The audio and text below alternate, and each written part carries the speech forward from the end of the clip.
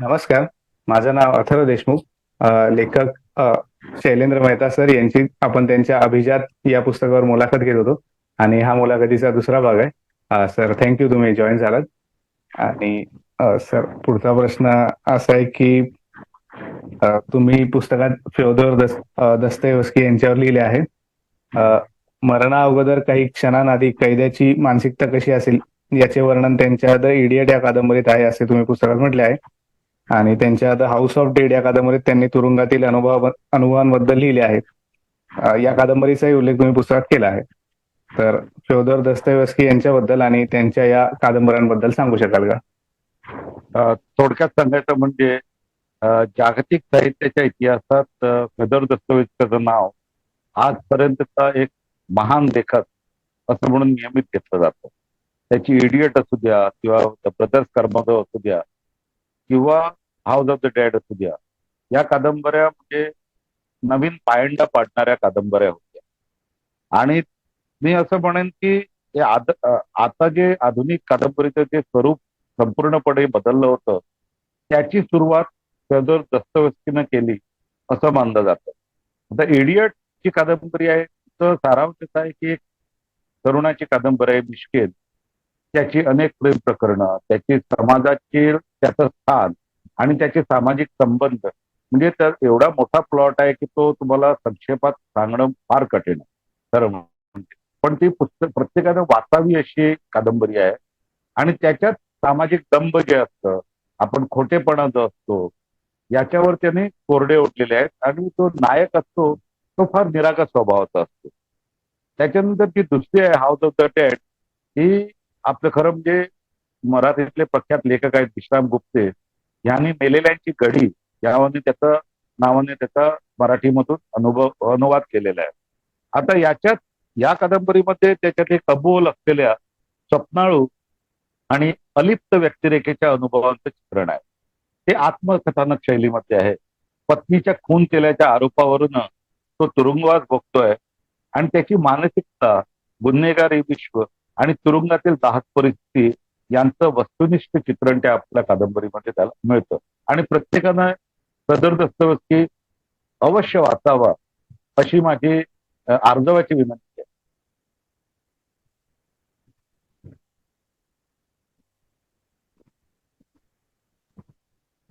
आणि सर तुम्ही पुस्तकात जेम्स जॉय अ, जेम्स जॉयस यांच्याबद्दल लिहिले आहे.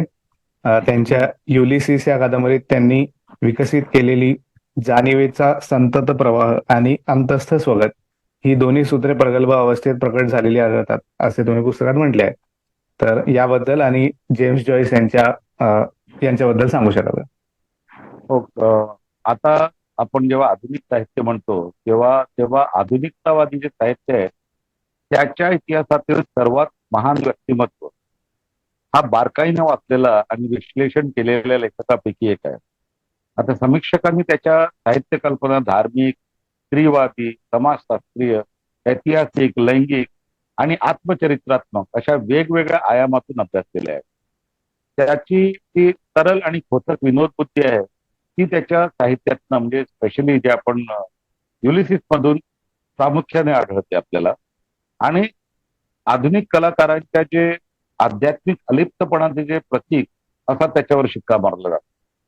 त्याच्या जटिल कलात्मक प्रतिमेची तुलना इंग्रजी साहित्यातील उत्कृष्ट साहित्य कृतींशी केली जाते.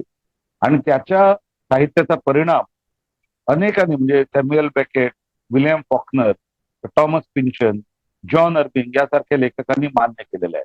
आता युलिसिस आहे त्याच्यात जे आपण जाणीवेचा संतत जो आपण कॅलिडोस्कोपिक प्रवाह म्हणतो, ही म्हणजे खरं म्हणजे इतरांनी पण त्यावेळी शैली आत्मसात केली होती. म्हणजे आपण व्हर्जिनिया वुल्फ म्हणून द्या किंवा मार्सेलिन प्रूस्ट पुस्तकं असू द्या, याच्यात ती आपल्याला शैली सापडते. म्हणजे आपण जेव्हा विचार करतो तो एक संध असा नसतो. त्या विचारात अनेक गोष्टींचा समावेश असतो.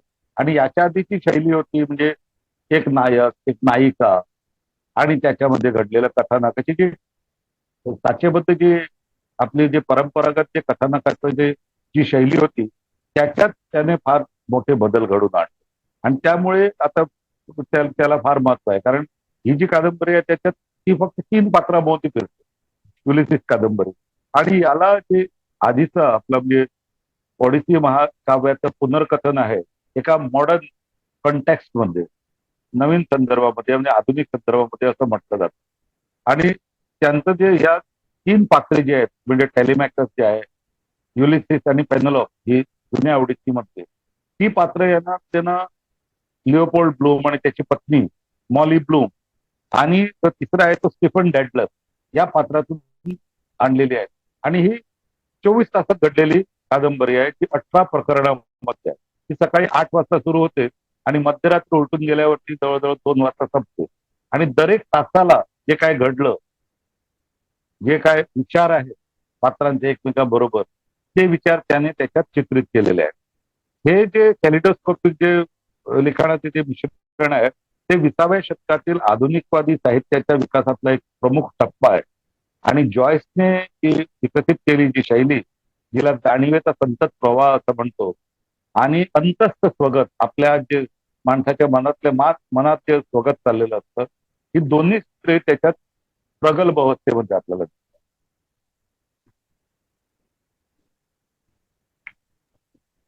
आणि सर तुम्ही पुस्तकात फर्नांडो पेसोआ यांच्याबद्दल लिहिले आहे. त्यांनी आयुष्यभरात 80च्या वर वेगवेगळ्या टोपण नावाने लेखन केले आणि आपल्या टोपण नावांना त्यांनी प्रतिनावे असे संबोधले, असे तुम्ही पुस्तकात म्हटले आहे. आणि त्यांच्या द बुक ऑफ डिस्क्वाइट या पुस्तकाचा देखील तुम्ही पुस्तकात उल्लेख केला आहे. फर्नांडो पेसोआ यांनी या पुस्तकाचे तथ्यविरहित आत्मकथा असे वर्णन केले असल्याचे सुद्धा तुम्ही पुस्तकात म्हटले आहे. तर याबद्दल आणि फर्नांडो पेसोआ यांच्याबद्दल सांगू शकाल का? फर्नांडो पेसोआ हा खरं म्हणजे एक वेगळाच प्रकारचा माणूस होता. आणि तो जेव्हा जिवंत होता तेव्हा त्याची फारशी कोणी दखल घेतली नाही.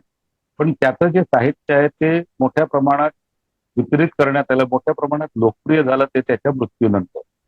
आणि त्यानं जी जी प्रतिनावं घेतली आहेत त्या प्रत्येक प्रतिनावाला स्वतःची एक पर्सनॅलिटी होती, प्रत्येकाला स्वतःचं एक व्यक्तिमत्व होतं. असं नाही की त्यानं टोपण नावाने फक्त ती लिहिली, पण ते प्रत्येक त्या नावानं स्वतः तो जगत होता. आणि स्वतः जगत होता आणि त्यांच्या मनात जे विचार चालले होते, त्यांची जी मनस्थिती होती, ती त्याने वेगवेगळ्या पात्रांच्या सहाय्याने आपल्या साहित्यातून उलगडून दाखवलेली आहे. म्हणजे कुठलं त्याचं पुस्तक घ्या तुम्ही, एका पुस्तकाला सिमिलर असं दुसरं पुस्तक वाटत नाही. कम्प्लिटली ते टोटली म्हणजे पूर्णपणे वेगळं आहे. आता जे आपण त्याचं जे पुस्तक आहे म्हणजे शेवटचं जे पुस्तक म्हणजे त्याने मरण्याआधी जे लिहिलेलं होतं ते पण त्याच्या मरण्यानंतर बुक ऑफ डिस्क्वाइट प्रकाशित झालं. त्या पुस्तकात त्यानं एक सुवारिश नावाचा तो माणूस आहे, तो एक क्लार्क आहे, तो एक कारकून आहे. आणि त्याच्या जीवनाबद्दल त्याने ते लिहिलेलं आहे. आणि त्याच्यात त्याचं वैशिष्ट्य म्हणजे असं आहे की एक साधीसुधी कथा आहे पण त्याला अनेक वेगवेगळे कंगोरे आहेत. आणि तो सुवारीस जो आहे त्याला त्या कॅरेक्टरला, त्या माणसाला किंवा त्या एका प्रतिनावाला, प्रति व्यक्तिरेखेला मी म्हणेन, फर्नांडो पेसोआने आपल्या सर्वात जवळचा सामान. आता तो एक अल्पवयीन कारकून जो एका भाड्याच्या खोलीत आपलं आयुष्य घालवतो आणि त्याने स्वतःचे वर्णन, त्याची एक व्यक्तिमत्वाची विकृती अशा प्रकारे केलेलं आहे. आणि हे जे पुस्तक आहे ते पुष्कळ वेळा आपल्याला यादृच्छिक म्हणजे रँडमली आणि गोंधळलेल्या स्वरूपात आढळलं, पण त्याच्यानंतर ते त्याने जॉटिंग करून ठेवल्या होत्या. पण ते एकत्र आणून त्याच्यावरती कथा निर्माण केली. त्याच्यावरती म्हणजे ऑक्टाविओ पाज सारख्या लेखकानं, ज्याला नोबेल प्राइज मिळालेलं, त्यानं सुद्धा पेसोआला या पुस्तकाच्यामुळे फार मोठी एक आपल्या जीवनात महत्व दिलं होतं.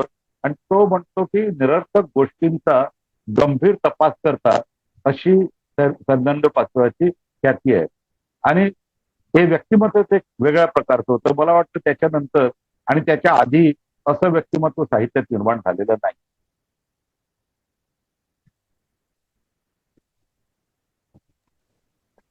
आणि सर तुम्ही पुस्तकात आर्थर कोसलर यांच्याबद्दल लिहिले आहे. बुद्धिजीवी आणि सामाजिक कार्यकर्ता असलेल्या आर्थर कोसलर यांच्या डार्कनेस ॲट नून या राजकीय कादंबरीमुळे प्रकाश झोतात आले, असे तुम्ही पुस्तकात म्हटले. तर याबद्दल आणि आर्थर कोस्लर यांच्याबद्दल सांगू शकाल का? आर्थर कोसलरने फार लिखाण केलेलं आहे. म्हणजे त्याच्या 6 कादंबऱ्या आणि 4 खंडात लिहिलेलं आत्मचरित्र यांचा त्याच्यात समावेश आहे. आणि तो हंगेरियन, जर्मन आणि इंग्लिश या तिन्ही भाषांमधनं लिहायचा. आता त्याच्यात प्रमाणे त्याचं जे व्यक्तिगत आयुष्य होतं ते एकदम वादळी आणि विवादास्पद होतं, याच्यात वाद नाही आहे. तो ज्यू होता स्वतः, पण तो एक कार्यकर्ता होता. पूर्वी साम्यवादी आणि त्याच्यानंतर भ्रमनिरास झालेला साम्यवादाचा विरोधक, त्याच्यानंतर परमानस शास्त्रावरती अभ्यास करणारा माणूस, जो 1960च्या दशकात डॉक्टर टिमोथी लियरी याने जेव्हा LSD वरती निरनिराळी संशोधनं चालली होती, त्याच्यात त्याने स्वतः सहभाग घेतला होता. म्हणजे LSDचं सेवन करून माणसाची जी अंतिंद्रिय जी शक्ती किंवा अंतिंद्रिय जे पॉवर्स आहेत ते कसे जागृत करता येईल याच्यावरती त्यानं पण फार अभ्यास केला होता. आता डार्कनेस एट नून या पुस्तकाने त्याच्या नावाभोवती एक वेगळं वलय निर्माण केलं. म्हणजे ही कादंबरी म्हणजे जे समाजातील व्यवस्थेत विचारसरणीचे जे पावित्र्य असते ते राखण्याच्या वरकरणी हेतूने पक्षांतर्गत राजकीय विरोधकांना कसे नेस्तनाबूत केले जाते याचं वर्णन आहे. आणि हे जो युटोपिया असतो डाव्या विचारसरणीचा तो कुठल्याही राजकीय विचारसरणीचा, म्हणजे आता तर तो म्हणजे प्रभाव ओसरलेला आहे डाव्याचा, आता उजव्या सरणीचा विचार आहे. आणि त्याच्यात पण पुष्कळ जण जे असतात ते त्याच्यात युटोपिया शोधण्याचा प्रयत्न करतात. म्हणजे एक स्वप्नभूमी, एक स्वप्नमय मनोराज्यमय स्वप्नभूमी अशी, पण तो कसा डिस्टोपिया असतो आणि तो डिस्टोपियामध्ये कसा बदलतो याचं वर्णन आपल्याला डार्कनेस ॲट नून मध्ये सापडतं. आणि चौकशी जी चालू असते त्या माणसाची, तो पक्षाचा कार्यकर्ता वगैरे असतो, त्याच्यावर चौकशी चालू असते.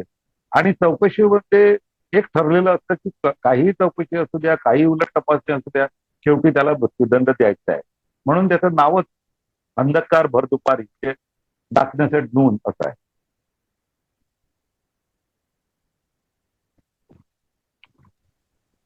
आणि सर तुम्ही पुस्तकात JD सॅलिंजर यांच्याबद्दल लिहिले आहे.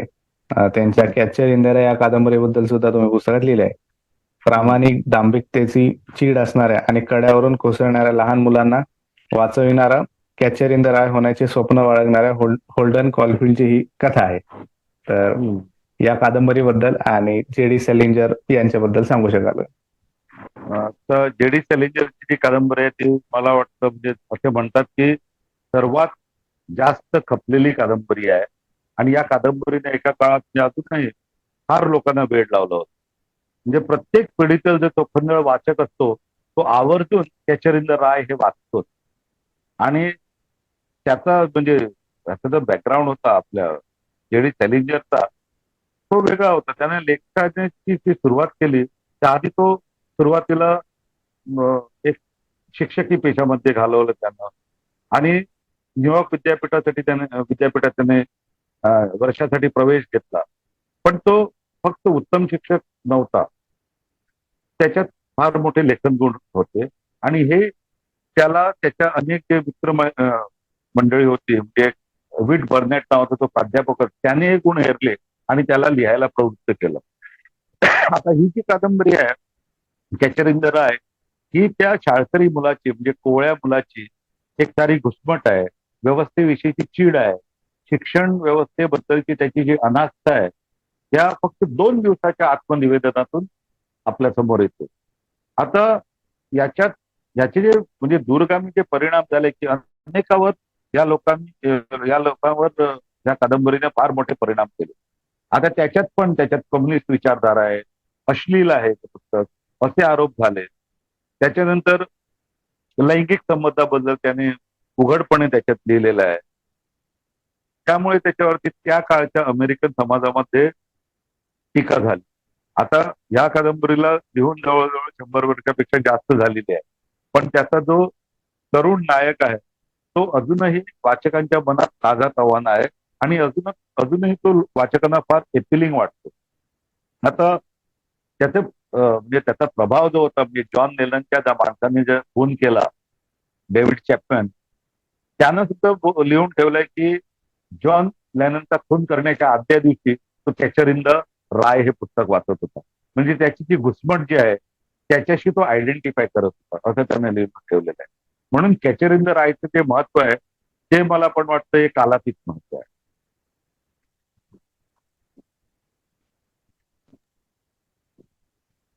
सर, तुम्ही पुस्तकात रे ब्रॅडबरी यांच्याबद्दल लिहिले आहे.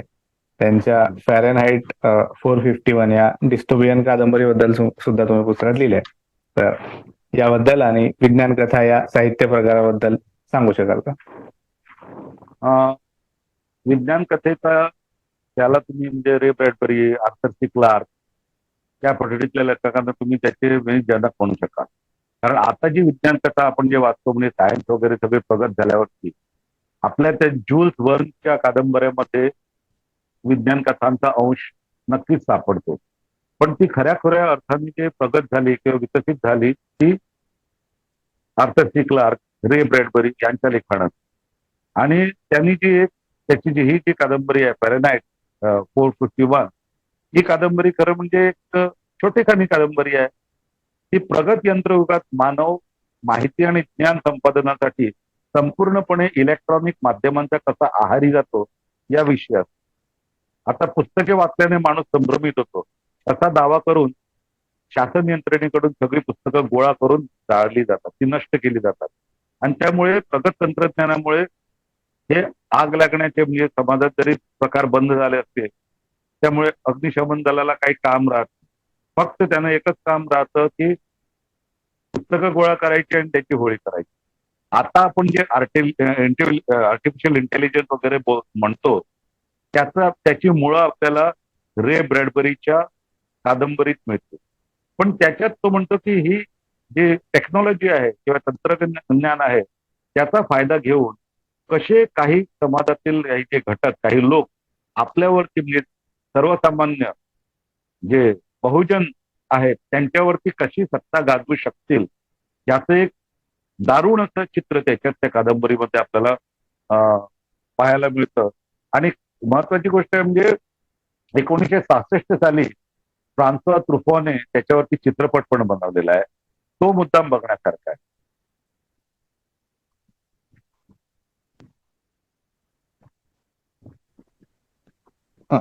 सर, तुम्ही पुस्तकात मॅजिकल रिअलिझम म्हणजेच जादुई वास्तववाद याबद्दल लिहिले आहे.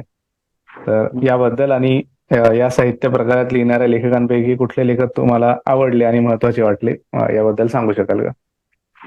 असं म्हणतात की जादुई वास्तवाचा उगम ते फ्रान्स काफ्काच्या मेटामॉर्फोसिस पर्यंत लावतात. म्हणजे त्याच्यात अशा एक वेगळ्या प्रकारची शैली जी डे टू डे आपले जे जीवन आहे त्याचा वास्तववाद आणि एक वेगळं म्हणजे जे आपण कल्पना करू शकत नाही असं एक वेगळं वास्तव हे दोन्ही त्याच्यात एकदम त्याचं मिश्रण केलं जातं.